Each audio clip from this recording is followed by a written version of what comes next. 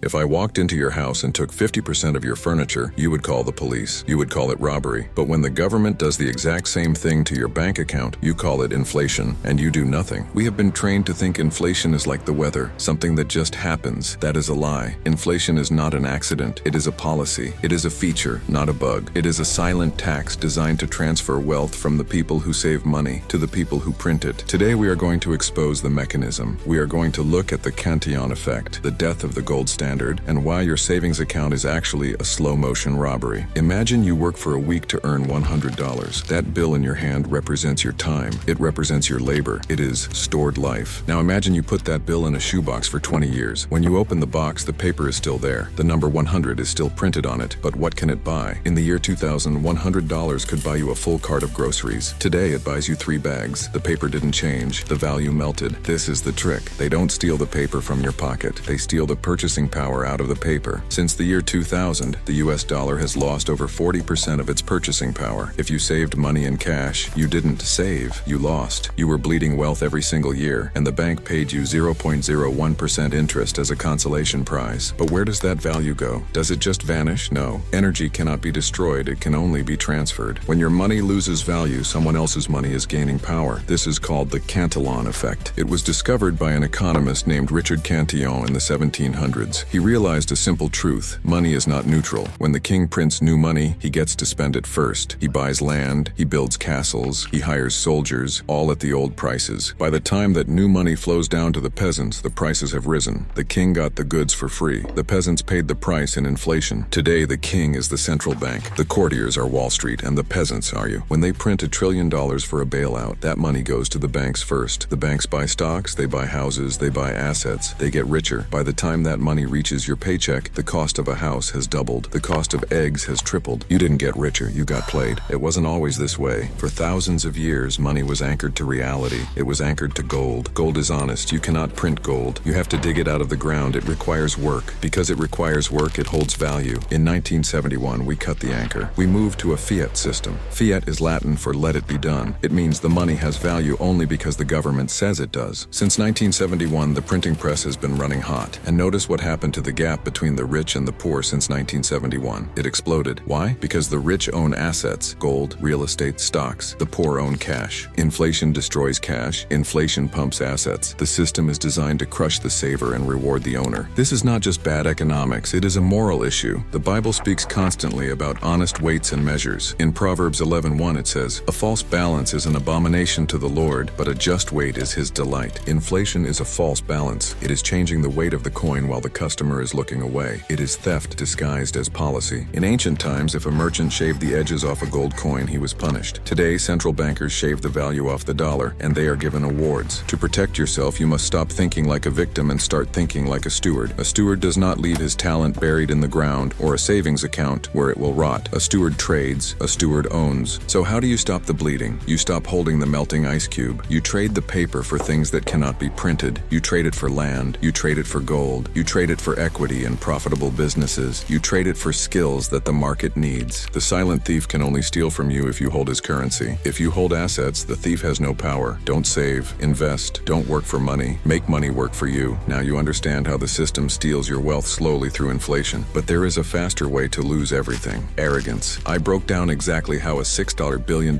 empire turned into a tombstone because they refused to see the future. It is the most important warning in modern business. Click the video on your screen right now to see the $50 million mistake.